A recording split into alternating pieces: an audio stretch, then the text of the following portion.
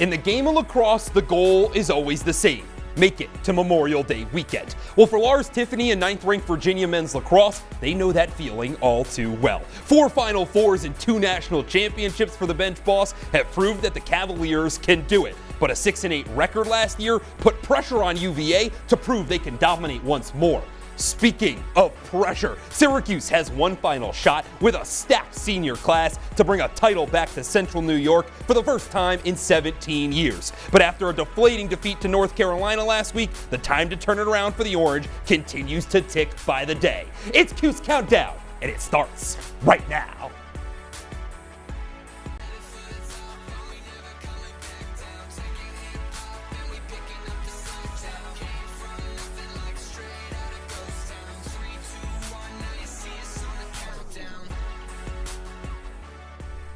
It might be a different crew here in our CitrusTV studios, but it's the same show you know and love. Nick King, Jish, Sokolsky, Nathaniel, Cunningham, here to break down everything you need to know between 9th-ranked Virginia and 6th-ranked Syracuse. Both these teams trying to dominate the ACC and prove that they belong back at championship weekend. But let's start with this Syracuse squad. Just last time the Orange took the field, it was the first time in really a long time they looked dominated in a 14-9 loss to North Carolina. Well, sometimes sharing the desk with you, Nate, I sometimes feel like I'm looking dominated as well. I'm the smallest guy here. But yeah, you're absolutely right, Nate. This was a game in which Syracuse just could not surmount what I like to call a kill shot. I know that's a basketball term in which a team goes on a 10-0 run, but when you let a team go on a 6-0 run on you, like North Carolina did against Syracuse in the first and second quarter, you really just do not get any opportunity to crawl back in the game. I don't care if you have the best players in the world, and oh yeah, North Carolina has the best Fogo in the world. That's a big reason why they were able to get it done. Yeah, they absolutely dominated on the face-off X. John Mullen was neutralized, just 7 of 21.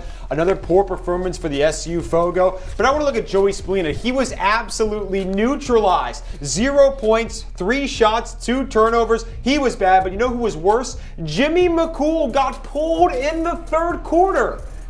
And he was just terrible. I mean, a 37% save percentage, 12 goals allowed. It was his worst save percentage since the NCAA tournament last year where he faced Harvard. That same Harvard team last year in the regular season, he also got pulled against. It's something about these North Carolina teams against McCool. They had 14 goals against him last time. At least the defense kind of neutralized Dominic Petramala, if you want to say that 5 goals is not neutralization. However, he had 6 goals against the Cuse last year, so I guess slight improvement? I don't know. I don't know if you would call it that. I mean, guys, you were here at the desk. Now you're over there at the wall, and you were trying to explain to me why Syracuse just could not play well against North Carolina. But the real question is, was there an individual moment that changed this one for Syracuse? So, Jish, I'm going to come to you first. What is kind of your moment of the game between the Orange and Tar Heels? Well, I'm glad you asked me that because it kind of comes in the third quarter. I already talked about the little kill shot that North Carolina went on. This is in the third quarter, right? It's a new day. Syracuse has a chance to gain some momentum back, right back. And when Luke Roa scored with about 11 minutes left in the third quarter, it seemed like they were going to do that. But 16 seconds later, North Carolina moves the ball around. They had 9 assists on the day, and they find the back of the net there just 16 seconds later. Talk about a snatcher chain moment that really just took the wind all out of Syracuse's sails. They had no chance of coming back in the game after giving up that huge run and then giving up a goal so quickly after they had started to tiptoe their way back. It was just kind of over. It was dead on arrival, if you ask me, Nick. Yeah, I'm going to push back a little bit, Jish, because I do think that Syracuse had a chance to claw its way back into this game, and that was started at the beginning of the fourth quarter, specifically with 11 minutes left, and we're going to show you my moment of the game. Michael Leo right here dives into the crease, scores a goal. That makes it 12-8. A penalty on North Carolina gives Syracuse a man-up opportunity following the face-off. But of course, Brady Wambeck, I mean, he wins it. He basically won them all. And then North Carolina on the ensuing possession, they pick up the ground ball, and they're just going to kill out the clock. Ruin that man-up opportunity for Syracuse. Ruin all potential momentum the Orange had garnered during that time. And that just really kind of killed this Syracuse vibe as it was beginning to claw its way back in. It had just 4. It was trailing by just 4 goals. Had a chance to make it 3 with 11 minutes left. Making things a little bit interesting. But, you know, it was just a little bit bad. And Nate, I mean, this team just did not play well against North Carolina whatsoever. Yeah, that's right. This team just didn't play well. And like we talked about, it was really the first kind of dominating loss. You hit on kind of that faux go moment. In fact, Syracuse couldn't perform at the face-off dot. But it's really been conference play in general where Syracuse has kind of been iffy. They're 1-1 this season. They were 2-2 a year ago. Virginia, on the other hand, consistently seems to step up when conference play arrives. Nick, I'm going to come back to you first this time. What is with these ACC struggles for Syracuse? Well, I think it's pretty obvious, Nate and Jish. I'm going to look at you as I say this. The ACC is the best conference in college lacrosse. So when you're playing better opponents, chances are you're going to lose more games. We saw this Syracuse team last year go 2-2 in conference play, yet Syracuse still found a way to make it to championship weekend. I just think right now you're looking at the competition that this team is facing, and they're facing now the #1 team in the country in North Carolina. They're facing Dukes. They have Notre Dame and a really hot Virginia team on the horizon.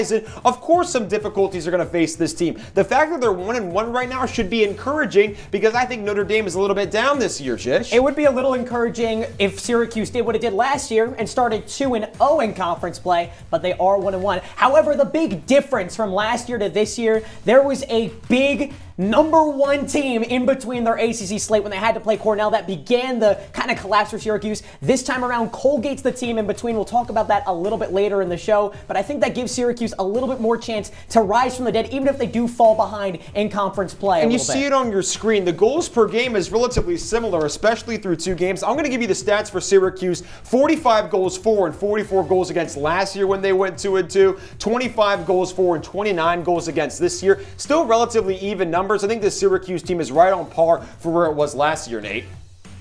Yeah, this team is doing what they need to do to see success that ultimately got them to a Final Four a year ago. But just you kind of mentioned the fact that Cornell was in between those kind of tough ACC games. This year it's Colgate. But before they get to Colgate, they got to run through a Virginia team, and they need their star that is wearing 22 to show up. He had 0 points against North Carolina. Second time this season, he hasn't put a point on the board. So, Jish, I mean, what is going on with Joey Spallina at number 22?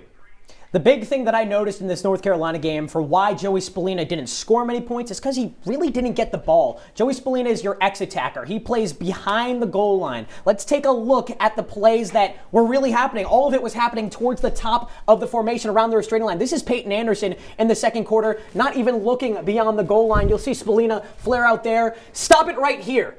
I want to draw a little circle. He is smothered down here. Peyton Anderson still had a chance to just find him. He didn't. Peyton Anderson kept the ball. We can keep this rolling, and it went right into a turnover for Syracuse. I mean, when you're not getting the ball to Spallina, he can't score. It just goes to reason. The only times he really had the ball in scoring position was on man-ups. Syracuse didn't have many in the game, so if Syracuse really wants to get Spallina rolling again, they have to start feeding the ball behind the goal line. It seems like they didn't give him a chance. Yeah, and you see this right here versus North Carolina. 0 points for the second time this season. 3 shots for the 4th time this season. I want to touch on another game where both of these apply, especially the 0 points, and that came against Princeton, and I have a little bit of a different reason. Princeton just double teams Spallina. This is the first possession. 2 guys are absolutely manhandling him, cause a turnover. Easy play. I mean, Jack Spall literally abused Joey Spallina all day, and then you see here working from X, 2 guys just shadowing Spallina. He has nowhere to move, finally rolls around the crease. He collapses by 1, forces a pass to Wyatt Hoddle. I mean, that's not the guy you want shooting the ball there. And then Spallina, feeling like he has to do something, takes a shot in triple coverage. Listen, Princeton head coach Matt Madelon said it. He's the best player on the field, and he said that their game plan was simply to stop Spallina. But something that Virginia might be game planning for this week, Nate, is attacking Jimmy McCool after a rough week he had against the Tar Heels. To say that might be a rough week would be a massive understatement. So you talk about the fact that Joey Spallina really had a poor game, one of his poorest of his careers, and the fact that the rest of the offense kind of went dormant when they needed to.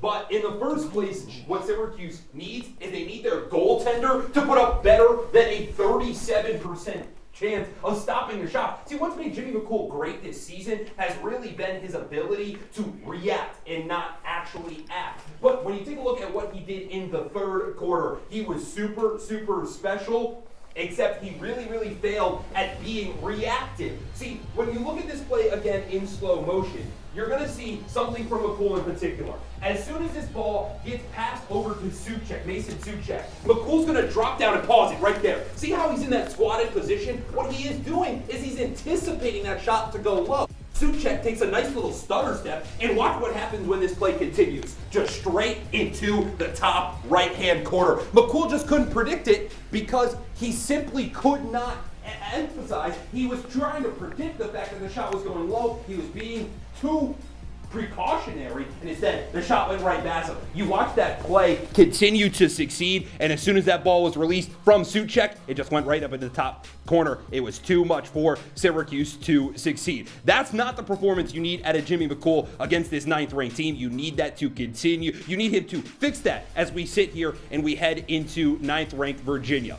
Well, coming up on the other side of a short break, we'll have our beat reporter, Drew Albaugh, join us in studio, give us a little more insight into this Syracuse squad, as well as add some context to what UVA might be able to do to the Orange.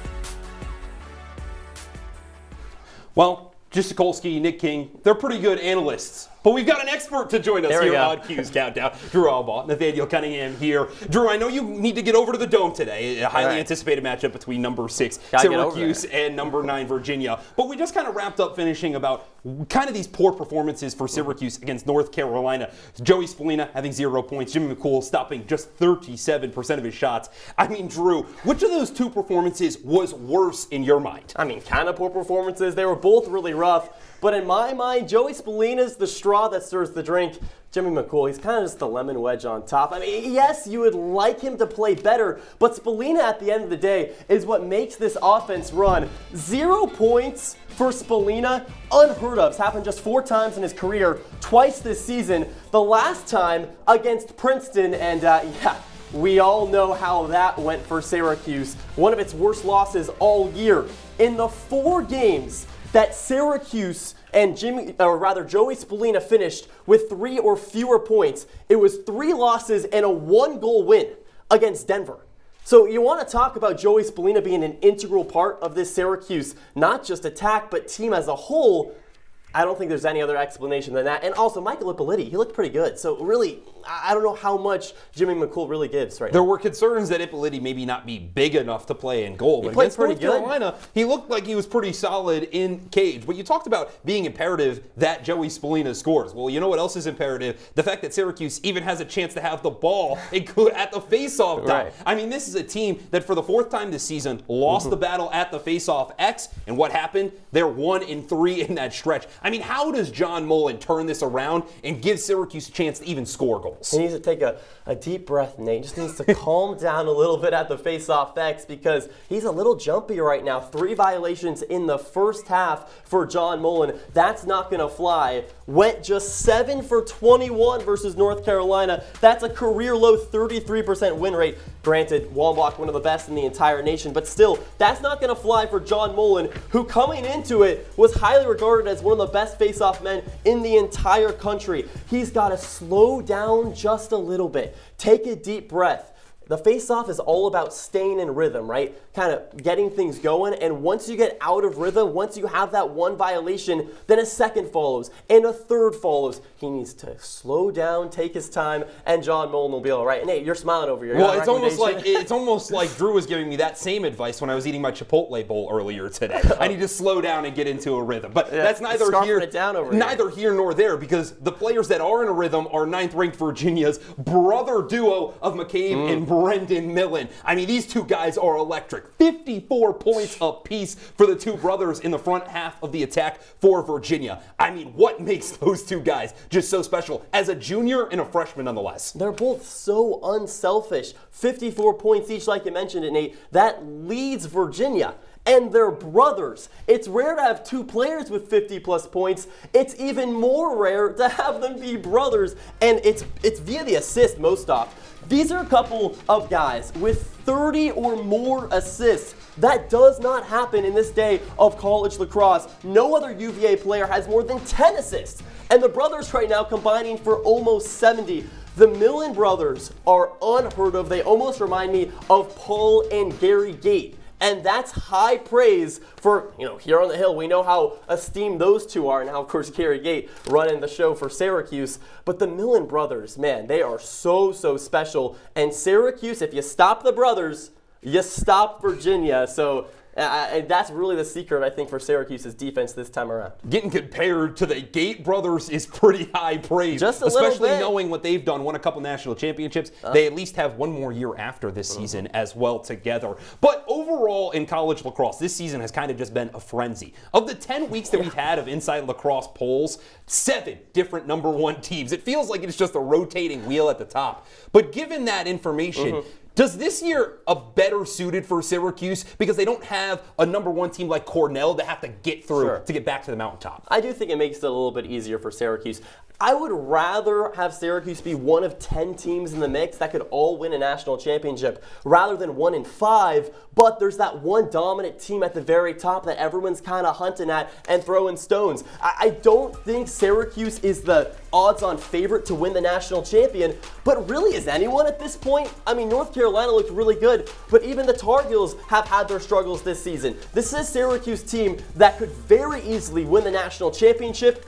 It could also very easily lose in the first round, or rather the second round of that NCAA tournament most likely. So listen, there's a lot of parity in college lacrosse right now. I totally understand that. But that almost makes it Syracuse is on that level playing field with everybody else, Nate. And I'd rather that than Syracuse looking up at a Notre Dame, a Cornell of the last 5 years and say, we got to take down those guys. That's what I think Syracuse does not have to do this year. And I think it's going to bode well for the Orange. It feels like it's anybody's game at the top of the Anyone mountain. can win it, Nate. And Syracuse trying to get back to that mountaintop for the first time in 17 years. Drew, thank you so much for taking some time. I know you got a run. Make sure you follow this guy on X at Drew_Albaugh for all your live updates throughout this one between a top 10 clash. But on the other side of a short break, we've got more to break down between this one, including a couple of marquee matchups. You won't want to miss it. Cuse Countdown rolls on. Lately, not my happy place. Everybody's pretty tired of each other. The parents were not themselves. My little brothers were morphing into small creatures. The walls were closing in. Clearly, a case of too much family, too close, 24/7. And there's a lot of that going around right now. If this sounds like your house, try going someplace new. YourLifeYourVoice.org. You'll find lots of ideas to help you handle the family stresses of being confined to close quarters. YourLifeYourVoice.org. It might not get you out of the house, but it could help you find a little more breathing room.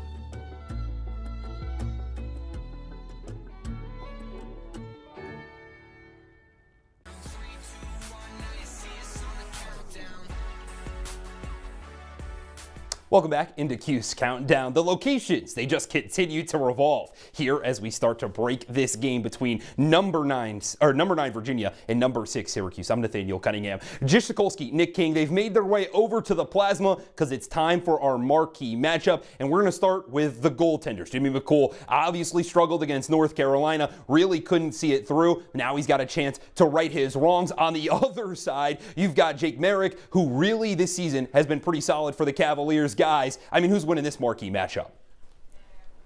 I'm going to make the argument that it's going to be Jake Merrick.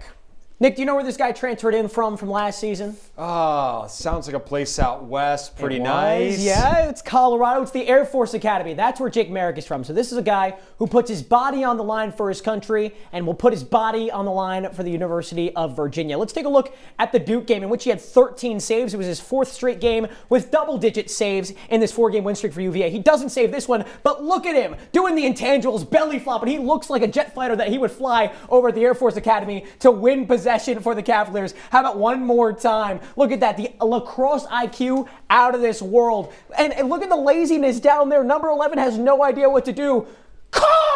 He goes in, he wins possession for the Hoos. They would win this game by 4 goals, in large part due to intangible plays like the one from the Air Force transfer. I think that against Jimmy McCool, who just got pulled in the last game, that you can kind of count on Jake Merrick to do similar things he's been doing all season. A save percentage over 50%, only allowing around 10, 11 goals per contest, facing a ton of shots along the way. Took him a little bit to find his footing, but he has been on a heater recently, Nick. Yeah, but I'm going to go with somebody with maybe not as much heart and a little bit more goaltending skills, and that's the reigning ACC goalie of the year, and Jimmy McCool. Listen, he had a rough stretch against North Carolina. He's had a rough stretch, sub 50% in 3 of his last 4, but listen, he stands tall, especially when he gets into a rhythm. Over that struggle set, he's been targeted very low, and we're going to see it here against the Duke game. You might be thinking, oh my goodness, he just can't stop those low shots. Well, check this out. Rather, Georgetown, low shot, he saves it. This was his last game over 50%. He's going to get peppered again. Low shot slides to his left. Beautiful play from Jimmy McCool. Listen, I understand the complaints,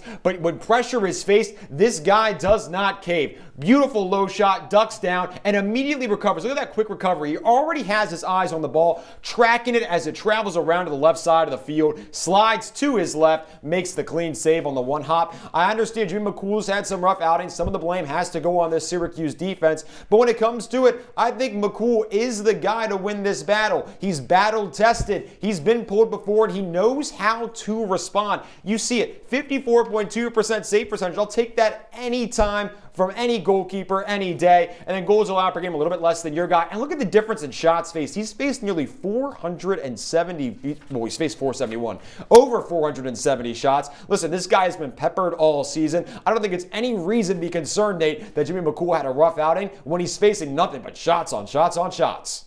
Which is rather surprising for the Syracuse defense that has just been absolutely stellar this season and is full with a lot of long poles that are, as you like to say, Nick, rather athletic. But on the flip side, you've got, like Drew mentioned, a pair of brothers that he thinks are like the Gate brothers in Brendan and McCabe Millen. So, Nick, I'll go back to you first with that athletic defense. I mean, can they really stop these pair of brothers that have nearly 55 goals apiece and 30 assists?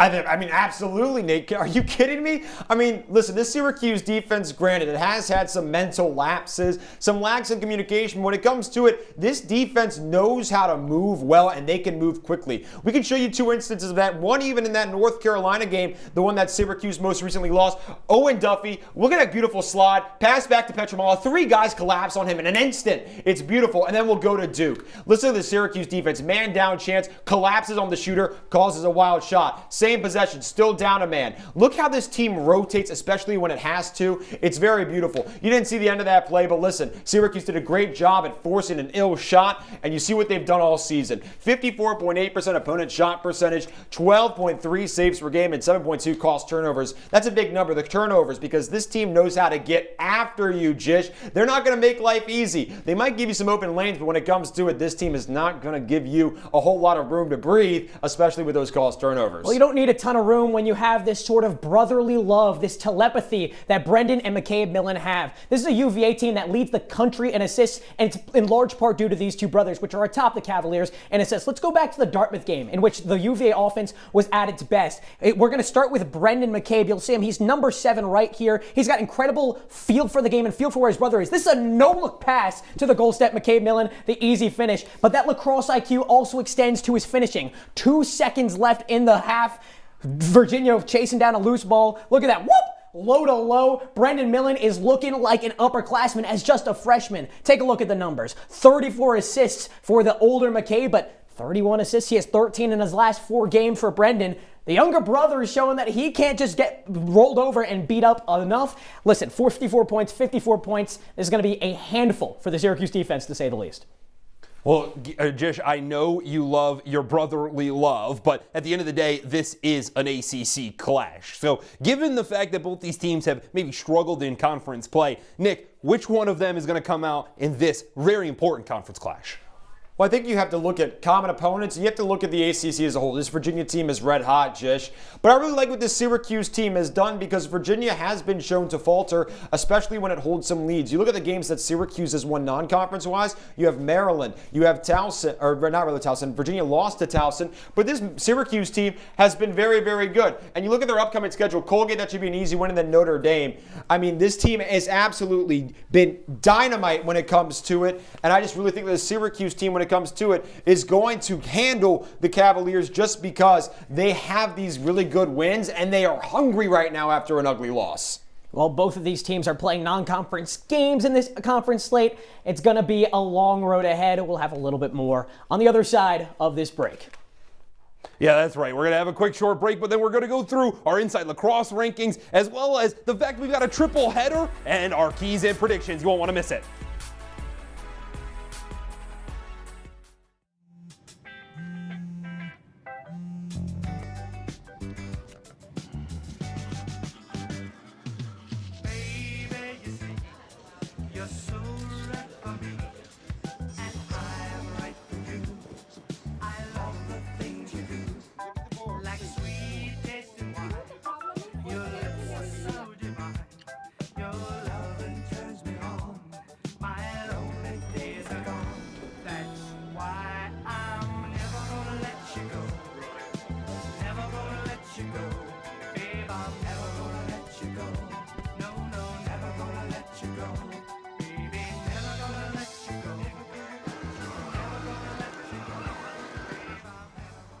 Here you go. Thank you. Thank you.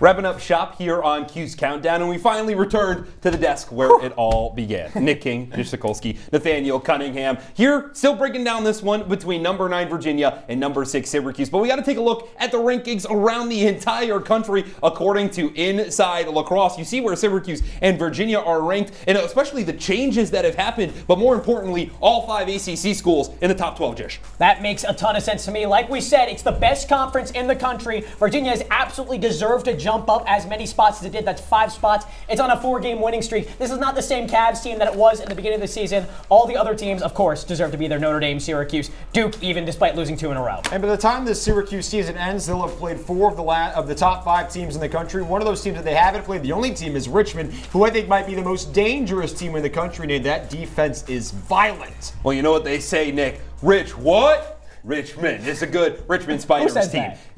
Coach Carter says that, in case you ever watched that movie. It's a good one. You should tune in. Either way, wrapping up shop just a couple minutes before opening face-off between Syracuse and Virginia. Let's stop wasting time. Keys of the game. Jish, let's start with yours. The big thing is you got to stay in front of shooters. This is a UVA team that loves to pass the ball. They're number 1 in the country in assists, and against North Carolina, that was the issue. They could not get in front of all these different attackers. UVA, or rather UNC, had 9 assists in the game. So if Syracuse can stay in front of the passers, move off ball, and play defense across everyone, they can make the job a little bit easier on Jimmy McCool. He won't get pulled again, Nick. Yeah, my key is going to be just start hot, because this team is not doing too hot when it starts slow. You need to put the pressure off of John Mullen to win some crucial faceoffs down the stretch. You need to get your defense in a rhythm, your offense in a rhythm, all that. And Syracuse has a great chance. Their best wins, Maryland. They started hot. Georgetown started hot. That's what they need to do come time against Virginia. We need to start hot, need to put the ball in the back of the net. That's ultimately how you end up winning lacrosse games in the first place. But how does this one go down?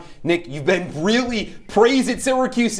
You've been praising them a lot this show. Do you think Syracuse gets it done? Yes, I absolutely do. I have Syracuse 14-10. I think this team is just too good, and with a superior defense and a superior face-off man, I think the Orange get the job done. I wish I could be as optimistic as you for Orange fans, but Syracuse simply just never loses one game in a row. It's going to be a little bit of a skid. I think they get it back versus Colgate, but they lose to Virginia 12-10, the same score they beat Virginia by last year. Syracuse has the all-time matchup, a 2018 lead in that category, and this is a Virginia team in Lars Tiffany that like to win. They're not going to do it, though. Syracuse gets it. 11-10, the final. I think they sneak by. It's going to be close, but they need to get it. All right, that's enough from us here on Cuse Countdown. We've gone through so much. We want to give a huge thank you to Drew Albaugh coming on the show. Give us that extra insight. Again, make sure you go follow our Twitter at CitrusTV Sports and over on Instagram at CitrusTV Sports for all your live updates. From Nick King and Jish Sokolsky, I've been Nathaniel Cunningham. Guys, enjoy the game.